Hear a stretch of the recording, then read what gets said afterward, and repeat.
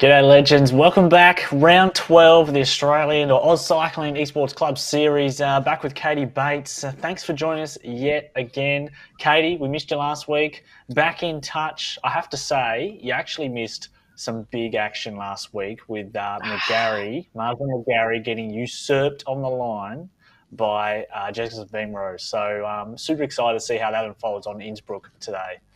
I'm looking forward to that as well because I was down in Wollongong. That's why I missed last week. But I met a whole heap of our Zwifters in real life, which was fantastic. A lot of them came up and said hi and said, we love what you guys are doing and we love watching it. And, we had a good old chat about Adam Bemrose actually and how much power he's got. So it was kind of cool to put, actual faces to avatars, which I never would have picked before. So that was really cool. I'm bummed that I missed the action, though, because I do love doing this. And I can't believe we're in the final week, Jet. It has been a heck of a series so far. I feel like there's going to be a lot of FOMO in the next few weeks as people are sitting on their trainers wondering where we are waffling about what they're doing.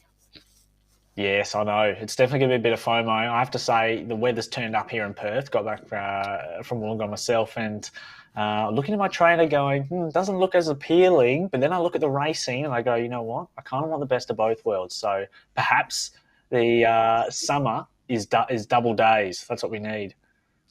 Yeah, well, that sounds pretty good to me. And you're going to need some fitness before you head out there for the summer. And anybody racing tonight is going to get exactly that. Let's take a look at the course because it's not a particularly nice course, I'll be honest. I've seen this many times with many legs snapping. So it is a bit of a well-known, tough one, isn't it? Yeah, it certainly is. The Innsbrucking's a real classic. We're doing 3 laps of this circuit, and on the final lap, instead of finishing sort of across the bridge and on the sort of little flat sprint finish, they actually finish at the top of the leg snapper. So that's a nice little berg. It's about 7%, 400 metres. It's a real killer. So they'll do that one twice, and then they'll finish their 3rd lap at the top. So we get a mountaintop finish or a little sort of Alaphilippe, Marianne Vos style finish, Kate. Indeed. Well, it's pretty much exactly the same as the not so Mount Pleasant that featured at the World Championships, I reckon. So people will be used to it. It's a tough course, but it's only 25 kilometres, which means that people will be racing very, very hard from that first lap. The men are out on course. Let's take a look at how they're going. Already a bit of a reduced bunch, but every time up that leg snapper, well, I mean, I think it's fair to say, cliche, it's going to snap some legs. Yes, it is well named, that's for sure. It is well named. We had Christo Ball take the win in the men's race last week. It was a very exciting race. I mean, caught, I think, Stevenson just on the line. But I'm also excited of this group to see Mitch Zito back in. He was a part of the racing some of the earlier rounds, and I like Mitch because he has a serious sprint for a relatively light rider. So I think we'll see him get involved perhaps in the first sprint, which comes, I think, at around 7 Ks to go. So it's going to be pretty interesting. Yes, it is going to be pretty interesting. You've got to use your energy quite wisely on a course like this. And people will be thinking about what they've learnt about their competitors up to this point and whether they can get some sneaky points along the way but just sit in for the most part, or whether they're having to do some attacks. Only 1.9 kilometres in, so we do know that until they hit the leg snapper for the first time, it may be a little bit calm, but after that, absolutely no promises. And the big question is, will they continue with any moves, or will they take their efforts over that climb and then try and take a rest for the next little bit down? It depends. Who are they feeling like? Are they feeling like Remco? Well, yeah, they could be feeling like Remco. Van Baarle, and hoping that it all comes back together. Yeah, that's a good point. I do like those 2 riders. This is a really interesting one because the actual climb itself you can actually make the mistake of going too hard too early because you kind of turn right onto it. And then a lot of people actually start like their real peak effort at the bottom. It's about 35 to 45 seconds of effort. And a lot of people kick up their watts and hit their peak at the bottom when it actually is its hardest in the last maybe 100 meters. And then it turns in the downhill. So you kind of have to save a little bit if you want to stay with the group until that last little steep bit. So like you said, it actually is very similar to Mount Pleasant. So a well-chosen course from the producer, Anna. And, I mean, we've already got a couple of riders here just chipping off the front. D. Stewart, C. Winfield Blue maybe, and Windsor. Winfield Blue.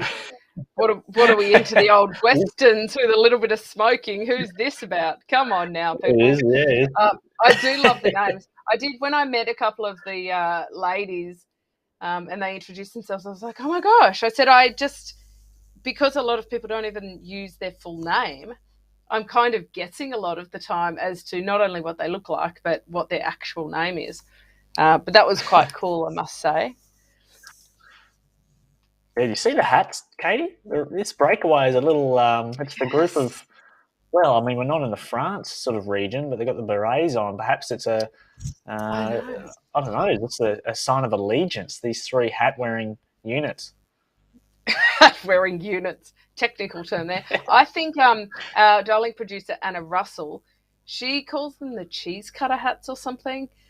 She's a bit more of fashion police than I am, but I must say they're quite a laid-back choice. I feel like you can't be really too serious about your racing when you've got one of these on your noggins, but that is probably very unfair. But it is a little bit of fun to be able to do the fashion and all that sort of stuff, isn't it? And some of remembering that what's up for grabs overall is your club kit in-game, which is really cool.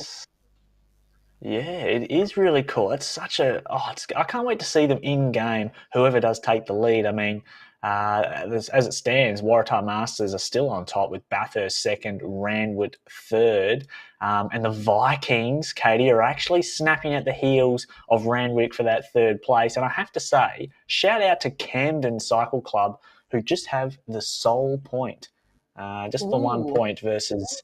I think Waratah are in the sort of 6,000 to 7,000 mark. I'm not so familiar with the point system that I even know how you can manage to get just 1 point. But I am very impressed with anybody who's earned a point and turned up, especially on a Thursday night. At this time of year, everything's getting super busy. But I know it's a good outlet for everybody to be able to get on their bikes. Very happy to see Adam Bemrose since I didn't get to meet him, but I feel as though I'm now a step closer to meeting him, having met these wonderful ladies who were had a lot of lovely words to say about him. And I've just jumped into Zwift Power. It's really great for anybody watching to also watch on Zwift Power. And I know that a lot of people rewatch this afterwards to sort of see what happened. And by then, the power's not as live and it's not the same thing. But it is really interesting to look at average powers, normalized powers, and the heart rates. Especially when you're looking at it every week, you start to get to know what each rider's norms are. I do remember early on, Jed, I looked at some of the women in particular, and especially the younger women, and my heart rate was always very low. And so I would see people with this huge heart rate and think, oh my gosh, they're about to have a conniption. Speaking of which, they are on the leg snapper, belting up towards this KOM. Fowler has absolutely blown the socks off Christo Ball, who's in hot pursuit. Is he coming back? No, it's and this is what I mean. This is that extra bit you got to hold on to. The top section is where if you go too early, like Fowler did, you can risk just blowing up over the top.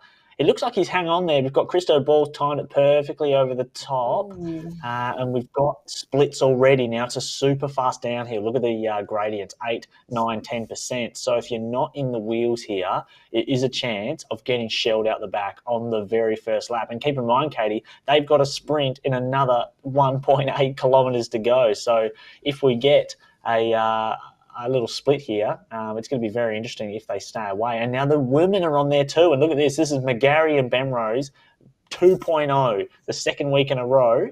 And let's just see, Ben Rose is very, very sort of experienced. She'll know about this climb. McGarry is just going all out. I mean, she looks like she's held around 500 watts to the top.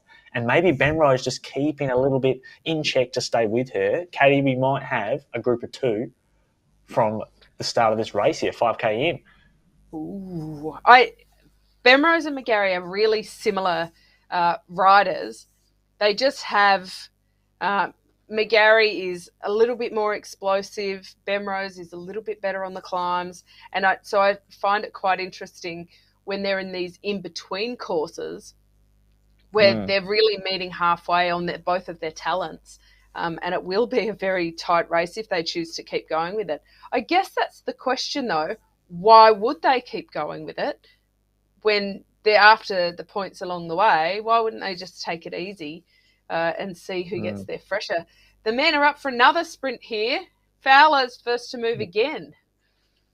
Yes, he is. He's got the draft boost as well, which won't help him out in front. He actually needs the aero power up, which is the pin I'm wearing today. And speaking of which, here comes Ben Rose with the said power up, and he's going to take the first of the line honours. I wonder if he'll have first through the segment. He does, 17:52. Really well timed by Ben Rose there. Had the perfect power up, the one that young Fowler needed, but yeah, that was a very nice little touch as we just check on the women again. And I wondered if Kate Spicey had just got across to them, and it looks like she will get to the front markers in McGarry and Bemrose. And like you said just earlier, Katie, the crossover between Bemrose and McGarry is it's quite the Venn diagram, but I think Bemrose last week exposed perhaps a said weakness in McGarry in that when the sprint is drawn out much longer, sort of your 20-plus second sprint, I think that's when Bemrose has her measure.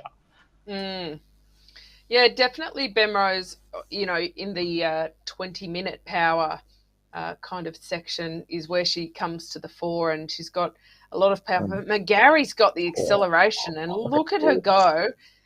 She leaves Bemrose in her wake. She's coming back, but it's not in time.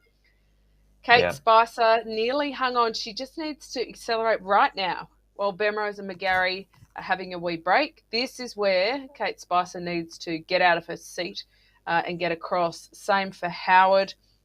Same for Falzerano. They just need to close this gap now. I know they're hurting, but everybody's hurting. These are the really critical points in the race where you think, oh, no, I can't, I need a moment. But that's the moment that you're gone. And they're the moments, the more you're hurting in these little moments is where you actually have to kind of double down. And likewise with the riders at the front. If they're hurting, but they really do want to keep a break, that's where they have to double down.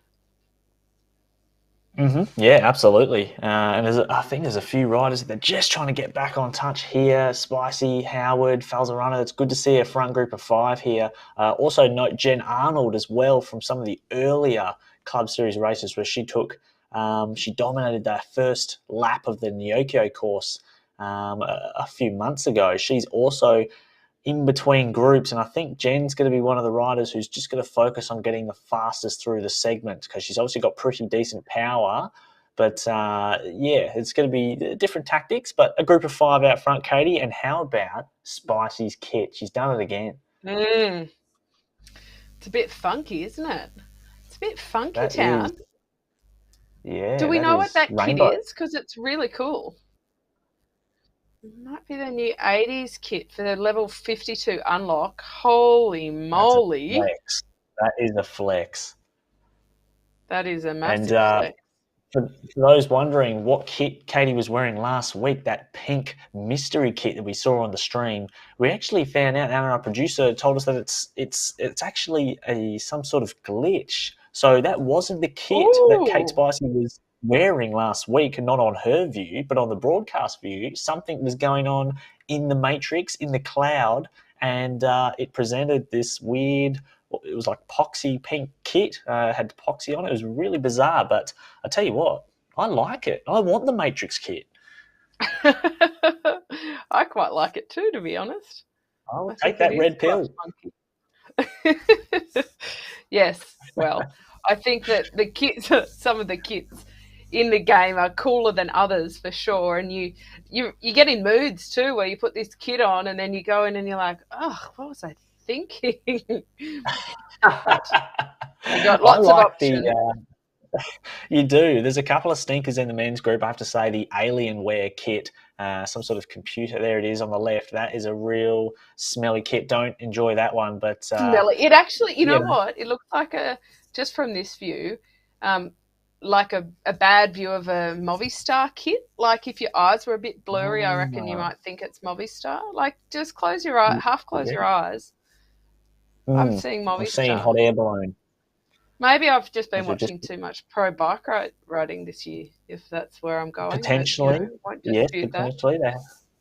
Yeah, well, they have to bring out a rainbow bike soon, Movistar, with the Canyon for a young ABV. Indeed.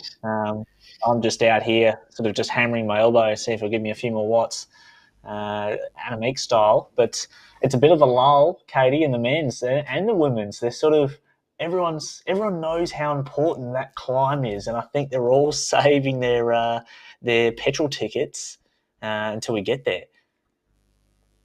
I think that given what happened just on that first lap on the leg snapper, that's a pretty good tactic. This lap will be different though because they do finish atop it on the next lap. Mm.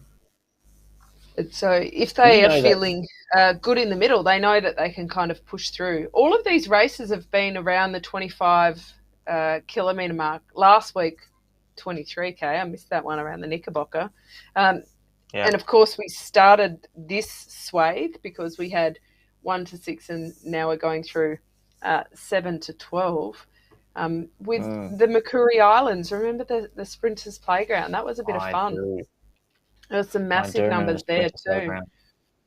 Yeah, you're right. There Kyle was Marwood and Adam Bemrose. That's what I remember the most from that. It was like going toe to toe in the village. It was. Yes. Yeah. Indeed it was. So the women 10.2 kilometres through, the men 11.1 kilometres through, 25k in total, nearly at the halfway mark. Still a big group for the men.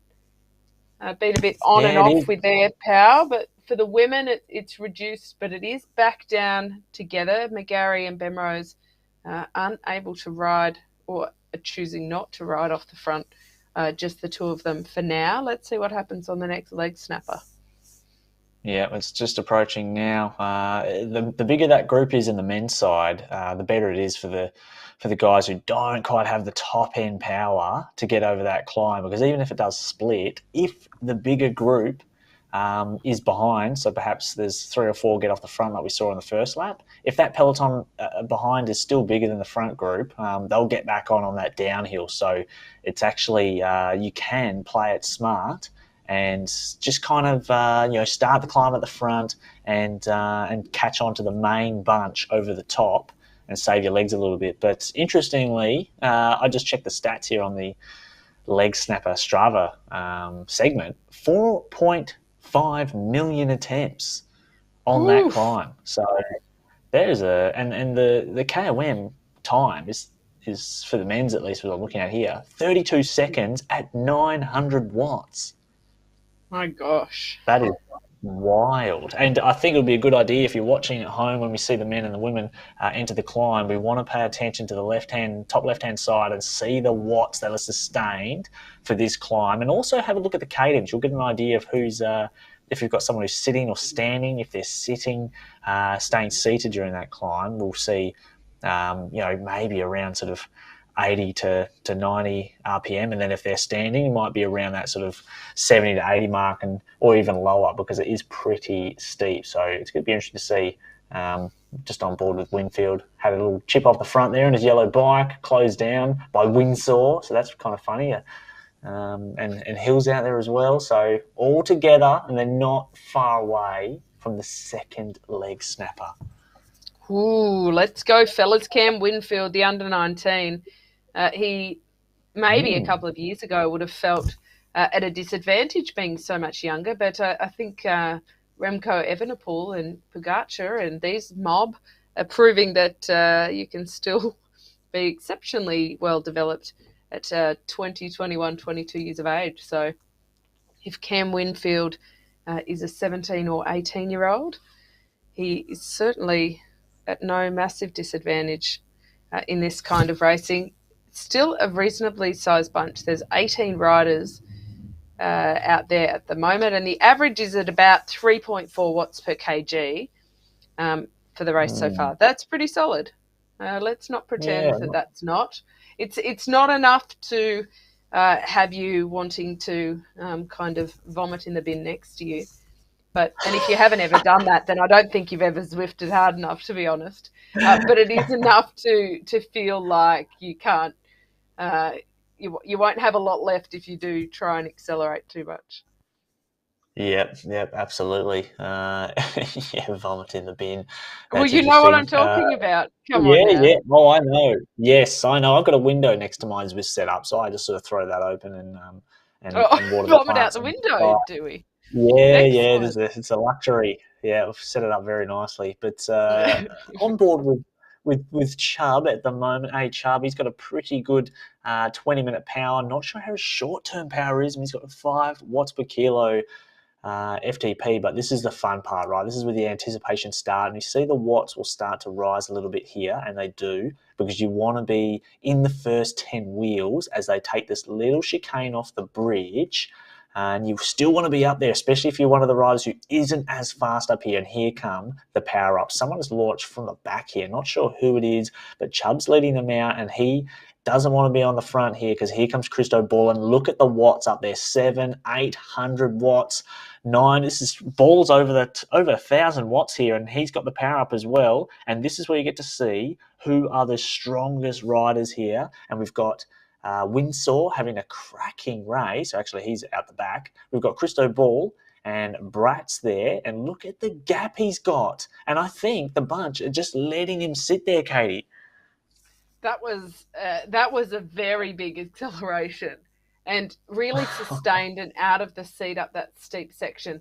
If you've got a good 20 to 30 second effort in you, this is just the perfect course for it, because if you've only got a 15 or 20 second effort like a lot of the sprinters, you run out. So you can use your power very well across the top, but you do run out if they hit out pretty hard from the bottom, and that's certainly what they did there, trying to string it out. As always, I'm impressed with Christo Ball. Really very consistent each week. And he races quite well after, if he gets caught behind it all through any of those intermediate, he very quickly makes his way back through the bunch to make sure that he's out of trouble, and I like that. Yeah, it's very well done. You can see on the men's side just what I meant before with, we had one rider go over the top, but the peloton of sort of 15, 16 riders easily going much faster on that sharp downhill bit. And now they're all back together and setting up for that second sprint. It'll be interesting to see if we get a Benrose versus Fowler battle like we did last time. But the women are approaching the leg snapper again, and McGarry and Benrose had it out, and we had Spicy about 2 or 3 seconds behind. And I think if Spicy wants to stay with them, she's going to hope that Howard and Falls a Runner, I forget the name now, actually stay in touch, because she'll find it difficult to get over the top. And here they go now. Benrose out front, 500 watts here, around 86 RPM. She's got a good cadence, and here comes, looks like McGarry now into the draft and kicking over the top. And Benrose at 500 watts is getting gapped here. So McGarry's been putting out some serious power, and it's about 1 or 2 seconds. And it looks like McGarry, here she is around, just starting to fade a bit. The watts coming down under 400 watts now, but she's got quite a gap. And where is Benrose? Has Benrose fallen away? No, still in touch. Good little work there from the producer, just keeping us in the angles. Here's Spicy. She's not too far behind either, using that feather power up and the timing of the feather. Super experience. But Katie, she's got one rider with her. That's good for her. That's good for Katie to get back on to these front two. It is. It's a good position to be in. I was seeing Benrose in the women, Benrose in the men. It was the Benrose show for a moment there with how they were racing. Although, am I reading that right? Yes, I am. Yeah. But McGarry is just so consistent. She's got excellent 20-minute power, and she's really in her comfort zone if she's able to just settle in. But I think the difficulty here is that with this stop-start, with the exceptionally steep leg snapper, doesn't really allow you to necessarily get in a good rhythm. So she's trying to control it as much as she can, but she's definitely getting some challenges. Now we've got a bit of a situation going on with a few little gaps forming, but safety in numbers. So if we can get Howard and Spicy Bemrose and McGarry together with Falzerano, that'll be comfortable. Over in the men, hello Bemrose show. Adam Bemrose on the move, Jet. He's not waiting around. He's had a gutful. He wants to be on his own. I don't know that he'll have it all his way just yet, but he's got enormous power. So I have some faith in him up the leg snapper if he can do it on his own timing. So he's joined now by Trent Stevenson, I think.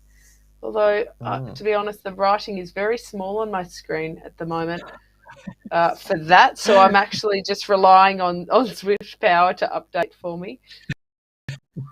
You just need the ocular power up if you see McGarry and Bemrose going toe-to-toe. And McGarry, sit down, because Bemrose looks like she might have just nabbed it, and she still has fastest through the segment here, Spicy as well in the 80s retro kit. But that was a very interesting sprint. It looked like Bemrose just had, maybe McGarry sat up a little early there, but we've seen great tactic from Kate Spicy there as well. And we might have just missed what happened there, but we've got Bemrose now, just chipped off the front. We might get a replay of that sprint, and we are. Now let's just have a look here. We've got Bemrose on show, and they launched their sprint. So Spicy sort of leading out. Bemrose perhaps. McGarry's out front with no power up. We go to the void, and it looks like we go to the deep dark universe. Well, it looked like Spicy and Bemrose perhaps did a bit of a lead out. That was a good jump by Bemrose. And Kate Spicy, I think, missed the jump a little bit from McGarry. But Kate Spicy's looking the most dynamic I think we've seen all season, which is really cool. She's coming into form for summer, looks like. I got to say, Anna's normally the fashion police, but this kit's really got me. It looks fantastic. Very jazzy with that Tron bike as well. So all power to her. Oh, power to her. Level 52. I mean, they just released the update last week or a couple of weeks ago where I think they extended the top level to 60 now and some pretty cool unlocks. I was hoping to see the flame socks, Katie. I don't know if you saw those going around on social media, but you unlock, I think it's level 51, you unlock the flame socks, and I think when you launch a sprint, you literally like flamethrower the floor behind you. It's pretty cool. Wow, that is pretty cool. Well, there's been a lot of talk about socks after Van Vloten got fined a couple of $100 Swiss francs for having her socks too long. She did indeed. Well, you know, the UCI literally measures the length of your socks and makes sure that they don't come past halfway along your fibia tibular bone. So there you go. So that's fun and games over at the UCI. But yes, socks are hot on the agenda. And so flame socks. I mean, if she got fined 200 Swiss francs because they were too long, imagine what would have happened if they had flames coming out of them. Like automatic DQ, do you think? Or do you think just a heftier fine? Sure. I'm not sure. I haven't checked the pyrotechnics part in the UCI regs. It's a long document. Hold on. I have read those regs inside out, and I'm not proud to say that, but I have. But there is no reference to pyrotechnics. So therefore, technically, it's not really illegal, right? No, I guess so. There's just no mention of it. There's no rule. You just leave it in, I suppose. I don't even have a racing license, but I'm sure you do. So if you wouldn't mind giving that a go at the local crit and see what happens, and we'll have the answer to that. That's this weekend, actually, the State WA Kermesse Championships. Shout out to Peel District Cycle Club, who have no representation today in this racing, but maybe next week. And how about, I'm just looking at the numbers here, have you got two off the front? It's Benrose and Stevenson have 30. Oh, no, let's have a look. We do. Yeah, it's Benrose and Stevenson. They've got a considerable gap, over 30 seconds. That is pretty impressive. And that opened Winfield is up caught in the really middle. quickly as well. Yeah, we see that every now and again. Well, we see that consistently now. The Group 2 dynamics. Once a group of two or more have more than, I reckon it's more than 9 seconds, the second chase group just shuts down. So it'll be interesting to see how this gap stabilizes after they hit. Well, you know what? It doesn't matter because this is the last lap. So between Benrose and Stevenson, Mm. it's first to the top, and that is going to be a really, really close battle. Well, these are the pair that had a little bit of a romp up here before, well, so to speak.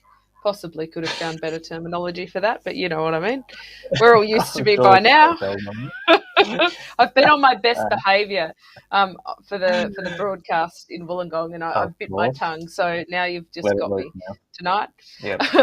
But Benrose and Stevenson again don't have really dissimilar profiles when it comes to the longer segments, but certainly for 15 seconds, Adam Benrose is the more powerful one. But as we discussed, you need more than 15 seconds to get over the leg snapper.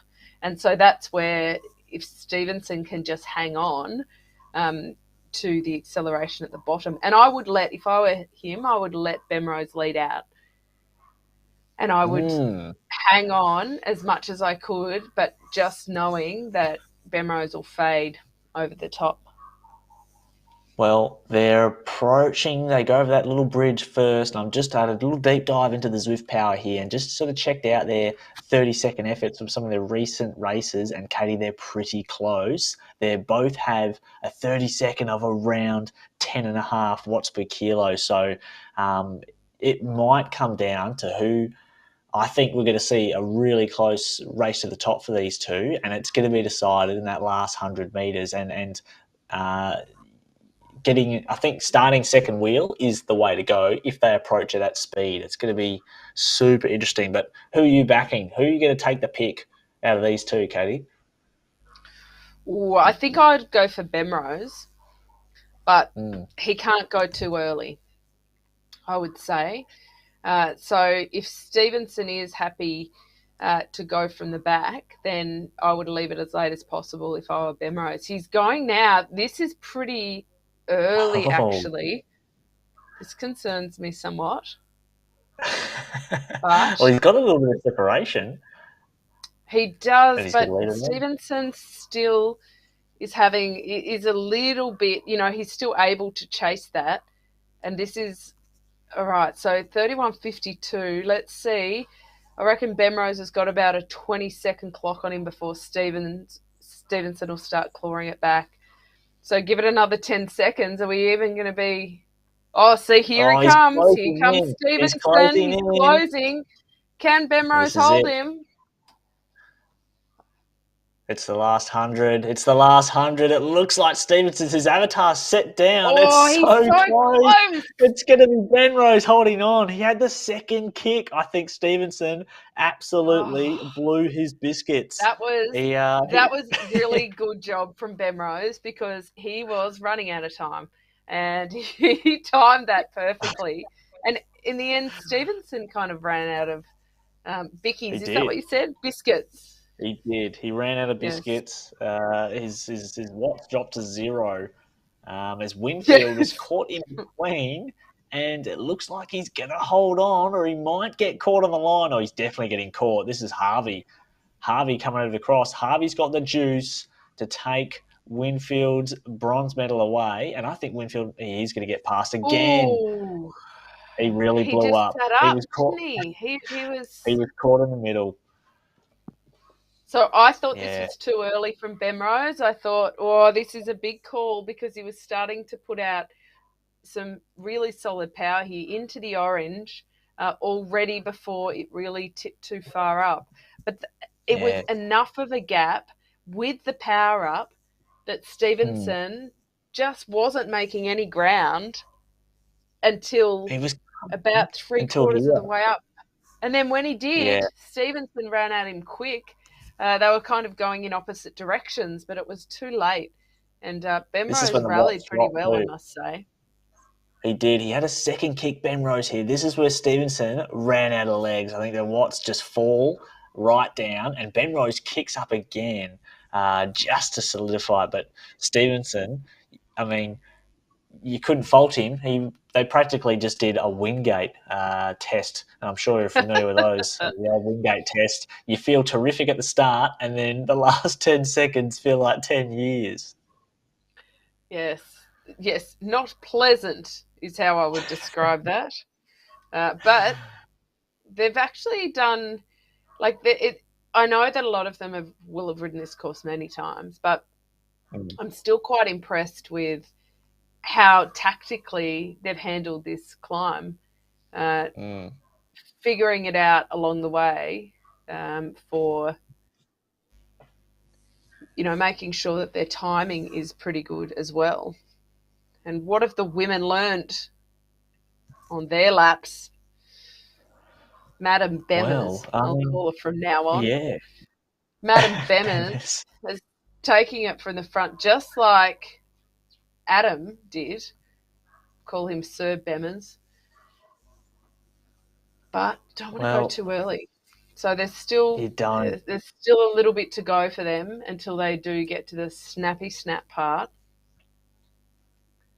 Yes, we saw in the first two laps that McGarry had the better acceleration, was able to get the separation of about maybe 3 bike lengths or 2.5 bike lengths. So I think on those first two efforts, I think Jess was holding back a little bit. So with the sustained effort, like we saw last week, I'm backing Ben Rose here to take this one, and she's going to try and I wonder if she wants to try and lead this out. So what's a dropping?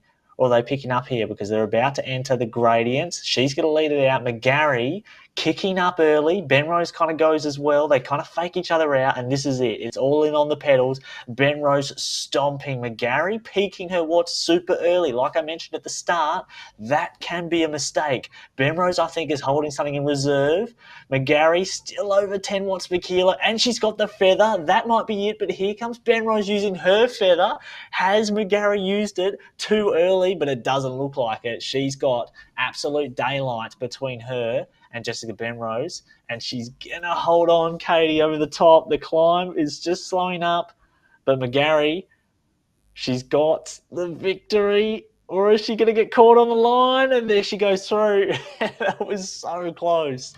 But how about the really power well. up? It was, that was very well played. That was hard to go past. Kate Spicy, come on, get to the line. Good drop of the power up.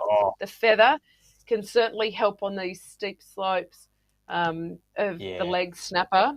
Why didn't we think to call Mount Not So Pleasant the leg snapper? I feel as though I dropped a beat there. So many opportunities to do that. But you know what I think?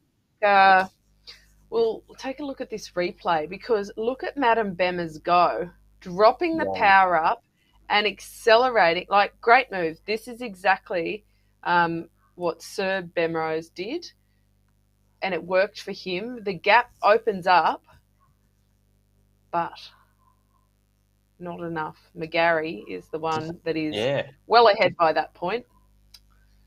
So just not enough road. I think it's a good tactic. Yeah, not big enough ride. Spicy coming in third. And do you know my right, only? really good. Sorry, I was just really going to say my only real disappointment, Jet, is that in Zwift we don't yet have a girl in a pink onesie running alongside the leg snapper like we did in Wollongong. With the girl in the pink onesie who ran every single lap. Every single lap I saw her on the coverage, running up that hill from juniors to under 23s, elite, the whole shebang. She changed outfits. She had a wetsuit on at one point. She had Yeah, I saw that a one. French outfit with a baguette at one point. Like, she really went to town. Oh, And I'm just you went all throwing the in. gauntlet. She did. I'm saying to Zwift, we need a girl in a unicorn onesie running alongside on the leg snapper. I think it would be a great morale boost for everybody out there. That would be a great feature. The little the fans running on the side of the road. Shout out to the Scottish guy who was running across Eleanor Backstead when she was in the breakaway as well. But that's a good feature, and I have to say today's racing was super cool. One of my favourite courses as well. One of the new courses, and we almost had the Bemrose double, but McGarry had something to say about that. She got revenge for last week. Yeah, well, I missed last week, but I think that if this week's racing is anything to go by, they're all kind of learning a few lessons along the way and giving it a crack, which is so cool. And I just love this community and everybody giving it a go. And it was, like I've said, it was so lovely to meet some of our community and realize the humans, the real people that sit behind these avatars. So I want to say a very big thank you to everybody for supporting this. And please come again next time it's on. Please drag some of your club mates into it as well, because this is starting to become just such a cool competition at national level between all of our clubs. Yeah, absolutely. And we hope to see everyone participate in next year's club esports series. And Katie, it was so good to have another, round and another season with you. So we look forward to the next one, and Yes, we'll see indeed. everyone Thank you again. for having me. Thank you. Yes. Take care, guys.